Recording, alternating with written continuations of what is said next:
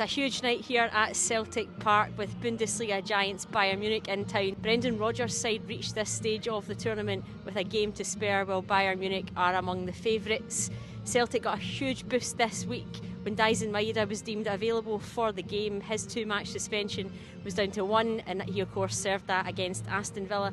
The atmosphere is building here around the stadium. Alison, do you think that news about Daizen Maeda changed Brendan Rodgers' setup for this one? Yeah, I think it does. I think he starts. I think it's as simple as that. I think his pace, his work rate, his energy, and of course his confidence at the minute, just the form that he's been in this season. He's become so important to Celtic this term. 21 goals so far, an outstanding contribution.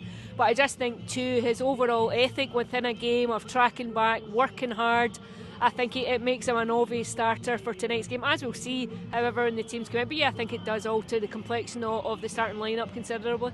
Brendan Rodgers, he said this week that he wants Bayern Munich to hurt across this 90 minutes. Do you see that in Celtic's locker to come out here and hurt Bayern Munich?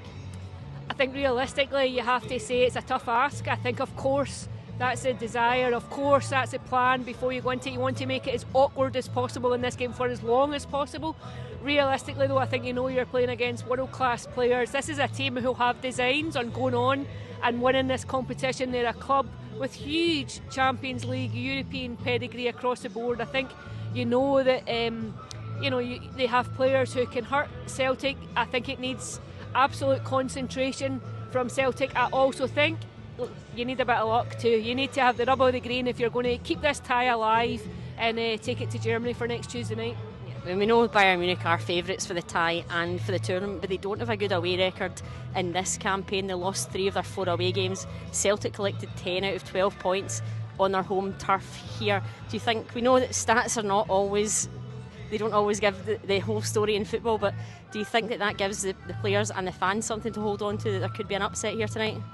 I think just the European campaign as a whole from Celtic so far this season will give them something to cling on to, excusing of course the very sobering night against Dortmund. But I think overall it's been a very positive campaign. I think most people would have accepted that this stage would be Celtic's ceiling essentially in the Champions League, but now that they're there, they want to go, they want to make a go of it. They won't want to come away with any kind of regrets, and they certainly won't want to be humbled on their own part. So they want to go and make a fist of it tonight, and definitely just make life as difficult as they possibly can for Bayern, which sounds very easy on paper.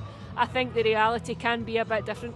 And if they're going to make a fist of it, as you say, they're going to have to keep quiet. One of the world's best strikers, Harry Kane, of course, leads the line for Bayern Munich these days, and Brendan Rodgers referred to him as world class this week. How do they keep the England captain quiet?